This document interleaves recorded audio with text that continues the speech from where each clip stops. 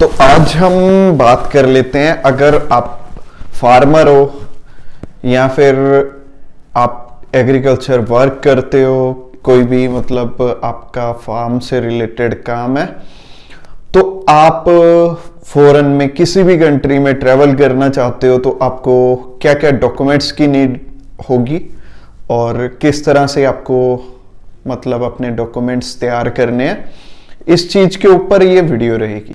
मेरा नाम है रमन और आप देख रहे हैं स्टडी वीज़ा एडवांटेज।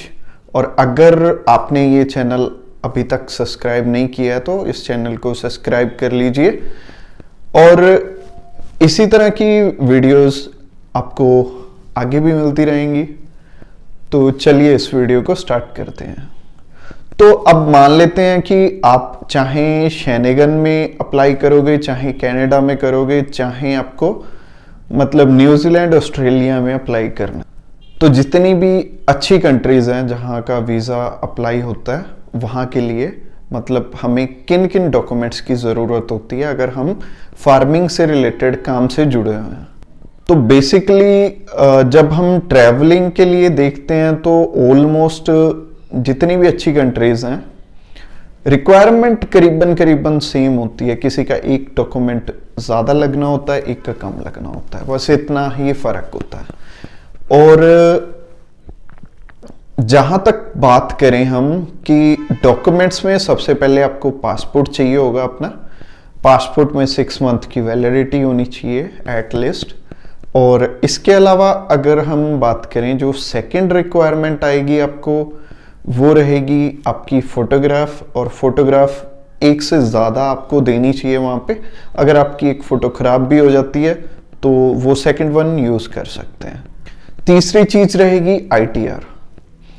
अब ITR काफ़ी शेनेगन कंट्रीज ऐसी हैं जो कि 2 साल की मांगती हैं और उसके अलावा कनाडा, ऑस्ट्रेलिया और न्यूजीलैंड आपसे 3 साल की मांगती है और काफ़ी शेनेगन में भी कंट्रीज 3 साल की मांगती हैं।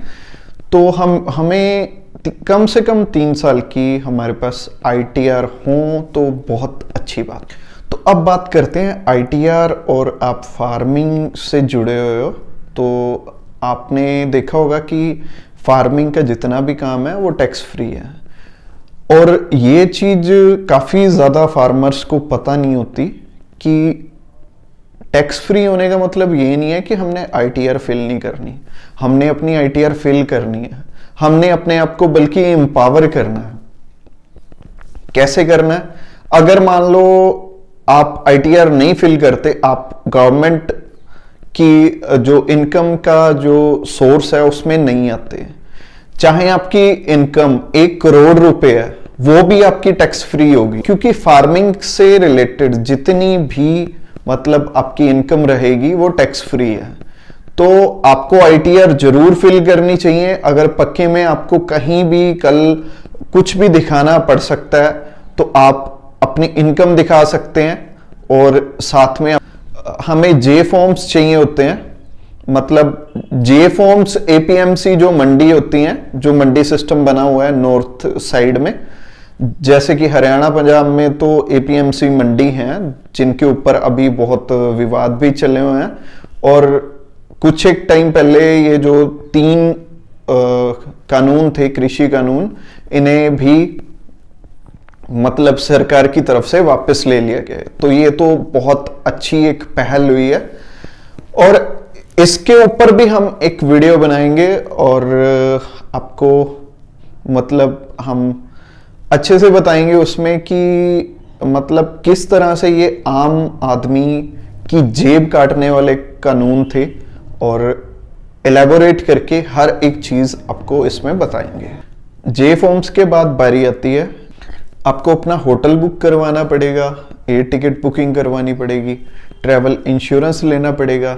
इसके अलावा मतलब आपके पास मतलब कुछ गिरदौरी के डॉक्यूमेंट्स होते हैं, मतलब वो डिफरेंट स्टेट में डिफरेंट मतलब उसका सिस्टम होता है, वो भी आप साथ में अटैच कर सकते हो। और अब मान लेते हैं कि आप 5 एकड़ में तो गेहूं लगाते हो, 5 एकड़ में आप कोई फल फ्रूट या कुछ भी लगाते हो, तो आप जहां पे बेच के आते हो उसके बिल्स आपको पक्का मिलते होंगे, वो बिल साथ में अटैच कर सकते हो और अपनी इनकम प्रूफ कर सकते हो आप कि ये मेरी फार्मिंग से रिलेटेड ही इनकम है।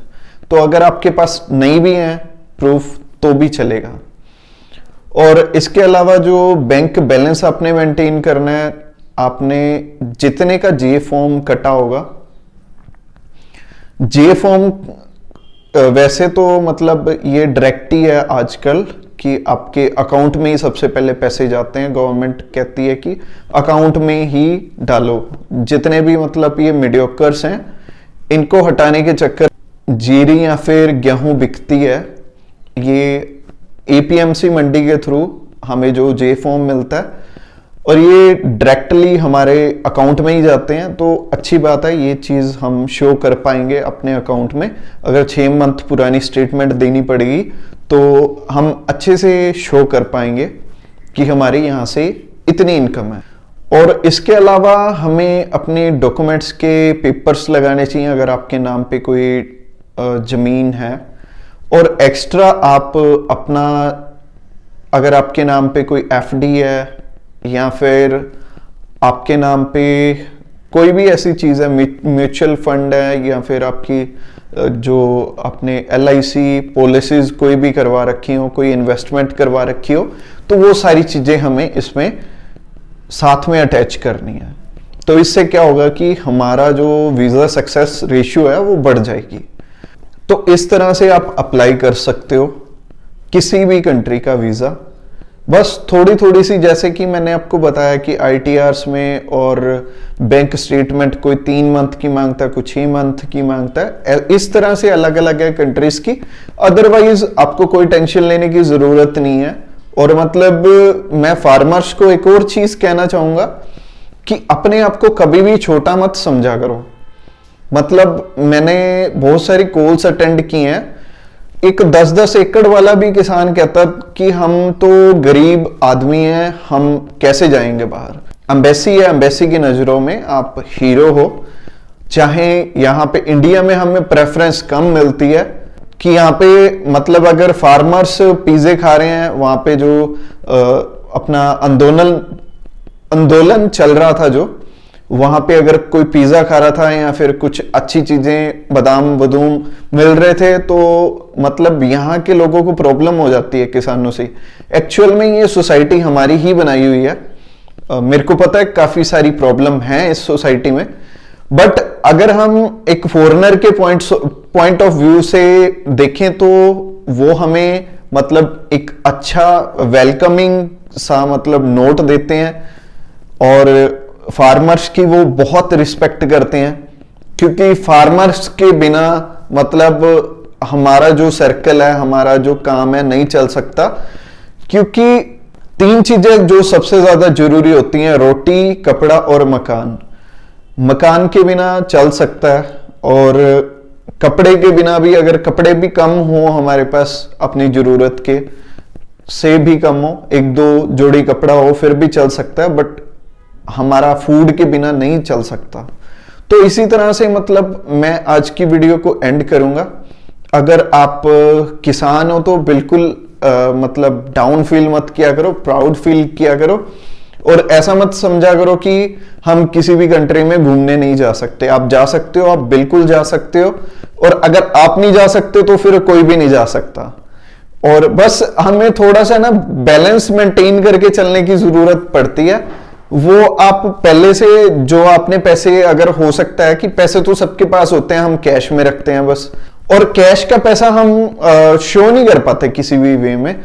तो उससे अच्छा आप बैंक अकाउंट में रख लो। एक जे फॉर्म भी लगेगा, आपकी जो मतलब कोई पेमेंट आएगी, जैसे जीरी की या फिर आपकी गेहूं की मतलब पेमेंट आएगी, तो मतलब आपका अकाउंट अपने आप अच्छा बन जाएगा और आप अप्लाई करोगे तो आप जा पाओगे। ऐसी कोई बात नहीं है कि आपको टूरिस्ट वीजा नहीं मिलेगा किसी भी कंट्री का।